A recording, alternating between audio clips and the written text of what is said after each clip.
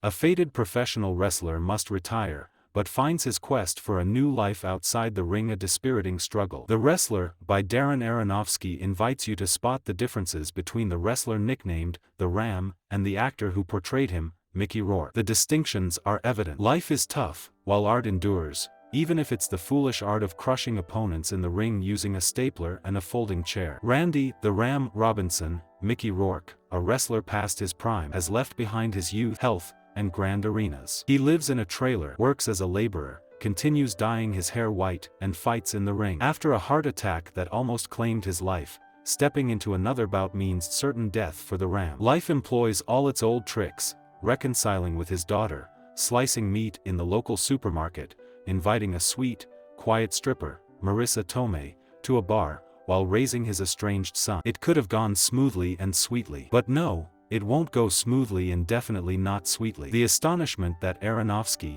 an artsy guy, directed a wrestling film dissipates when Mickey, the Ram, Rourke grunts by the mirror, whitening his mane. If in the dressing rooms of sports arenas, the resemblance of burly men in fancy trunks to elderly actresses may seem vague, here the Ram is practically a spitting image of fine Aronofskaya. Wrestling, in general, is such a peculiar phenomenon that even Roland Barthes didn't spare effort to write about it, elevating the fierce men in tights to the level of Greek tragedy. Aronofsky didn't hold back either and brought to light an old story of dying on stage, a contemporary equivalent of living fast, dying young, from an era when humanity took itself, art, and everything it did damn seriously. The pleasure in this somewhat chilly, calculated film lies primarily in the details. The somewhat grimy documentary quality of the events evokes a feeling as if you're staring into a cheap webcam placed directly in purgatory. The tender camaraderie of the wrestlers, the staged fights, the real wounds, the Ram's nostalgia for the 80s,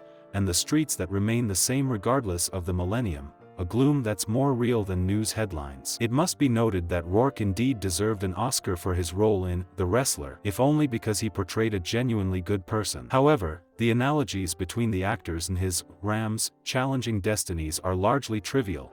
Rourke spent his entire life fleeing from the stage, as if he sensed something foolish and unworthy in acting. Randy, the Ram, sincerely sees no purpose in anything other than the ring. After trying to live a normal life, he discovers, with bitterness, that he simply doesn't need it. The only thing that unites them is the naturalness with which Rourke and his Ram fit into the dim landscapes of the wrestlers, defeats, trailer parks, bars, shabby dressing rooms, empty waterfronts, plaid shirts. And only at the very end, they both merge into one colossal figure, crashing from the ropes into the ring, and at that moment, you want to be there, in that arena, to join the chorus, leaping from your seat, shouting, "Go get them, Ram. Knock them all down, Mickey."